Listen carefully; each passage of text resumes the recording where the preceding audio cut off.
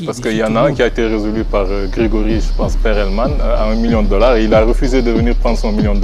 Ouais, je vais vous expliquer. Grégory Perelman, donc peut-être l'un des vraiment plus grands mathématiciens de notre époque, c'est une des contributions qui restera pendant des siècles et des siècles.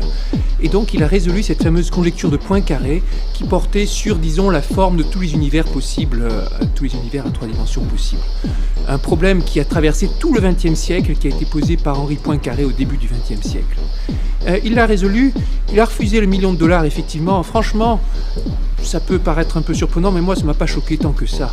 Parce que la gloire de résoudre ce problème est tellement plus forte que celle de récupérer le $1 million. Je vais vous dire une blague. Et même la médaille Fields, je pense aussi qu'il l'a refusé. Et la médaille Fields, il a refusé aussi. Mais ça pose moins de problème parce que de toute façon, cette année-là, c'était le meilleur, le plus grand, qu'il a refusé, qu'il accepte. C'est comme, vous savez, quand Jean-Paul Sartre a refusé le prix Nobel, quelle importance. De toute façon, c'était le meilleur. Et donc là, quand Perelman a refusé cette médaille, vraiment, ça prêtait pas à conséquence. Peut-être au contraire, ça renforçait la légende. Mais une blague qu'a dite le mathématicien Andrew Wiles pendant le congrès où on honorait Perelman. Donc Andrew Wiles était venu à l'Institut Poincaré, on célébrait cette preuve par Perelman. Perelman n'était pas là. Andrew Wiles, lui, il a résolu le théorème de Fermat, une autre énigme qui a résisté pendant plus de 3 siècles.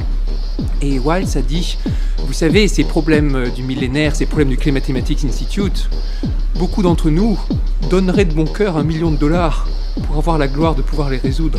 Tout à fait.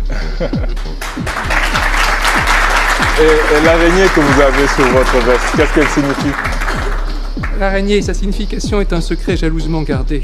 Ah oui, et vous n'allez pas nous la dévoiler aujourd'hui? Peut-être pour $1 million, on peut s'arranger. Ça c'est mal barré parce que j'ai pas $1 million.